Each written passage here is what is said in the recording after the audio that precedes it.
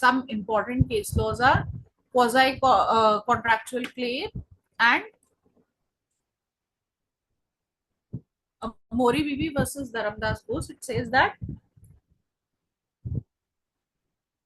a quasi contractual claim, it cannot rise if the contract is void ab initio. You have three types of contract. One is void, that is something that is absolutely wrong. Voidable, that is if certain terms of the contract are rectified, then it is a valid contract. And your void and voidable. Okay, there are two types of contract. And then you have here, of course, valid contract. So what exactly are the requirements for validity of a contract? As I said, there has to be an offer, there has to be an exception, there has to be an intention to create legal relationship. You need to have a lawful consideration, that is either money, property, or something like that should be exchanged.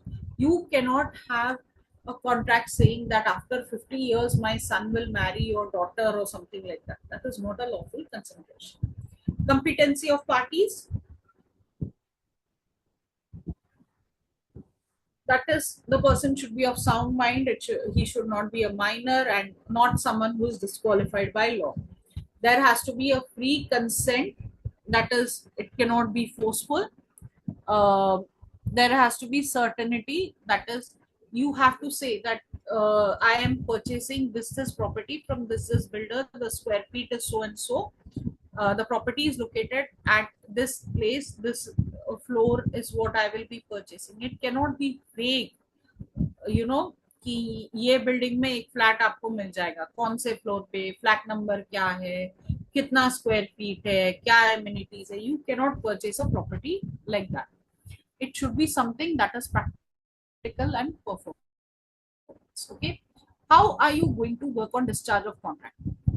Now discharge is when obligations under it are terminated. Discharge, it includes performance, both parties fulfill their performance by agreement, both mutually agree कि चलो हमको नहीं करना है, we'll terminate. Then comes impossibility. Impossibility due to unforeseen events. For example, COVID के time it was next to impossible to discharge a lot of contract. Okay, then by breach, if somebody fails to perform, then comes by operation of law. Sometimes new laws come and therefore you have to terminate. Sometimes it is merger, alteration of contract. Okay, then comes lapse of time.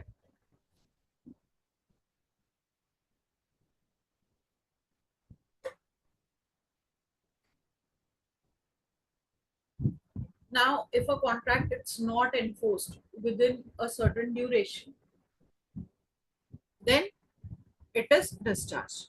Now comes the performance. Actual performance and attempted performance. There are two types of performances. So when I'm actually taking the steps, then there is complete and actual. Attempted is when one party is ready and willing, but the other refuses. For example, I am purchasing a house. Okay, I am paying all my EMI, or I am paying or making all my payments to the builder as and when he has mentioned in the contract. But उसको भी construct करना चाहिए ना building. He is not constructing the building. That is an attempted performance. Then comes your rules of performance. Joint obligations, it has to be performed by all the parties. So if you have seen a contract, you always have scope of work. This scope of work is what will tell what parties have to deliver on behalf of each other.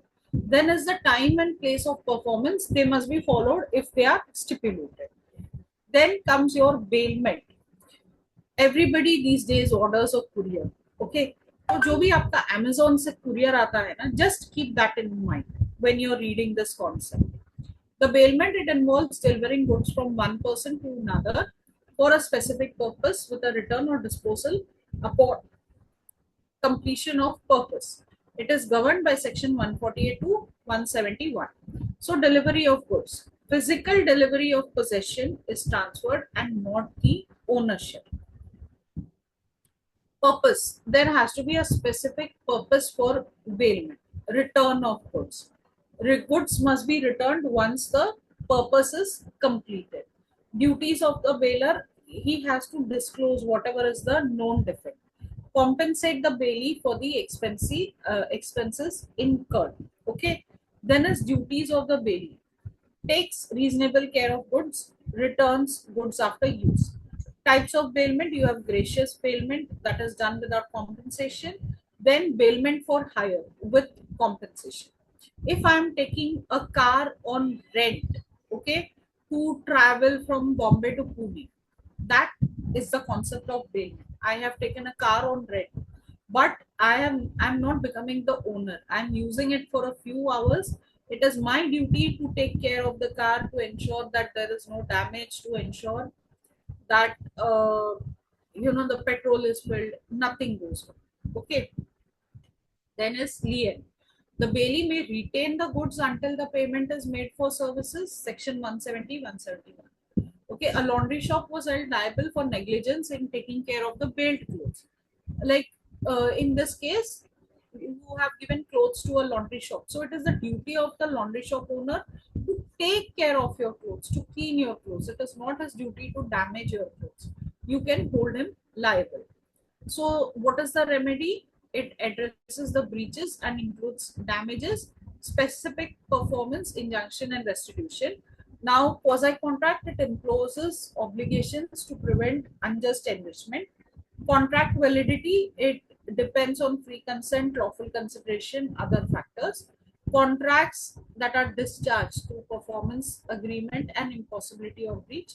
Bailment, it governs the delivery and takes care of goods for specific purposes. Okay, so that was in short.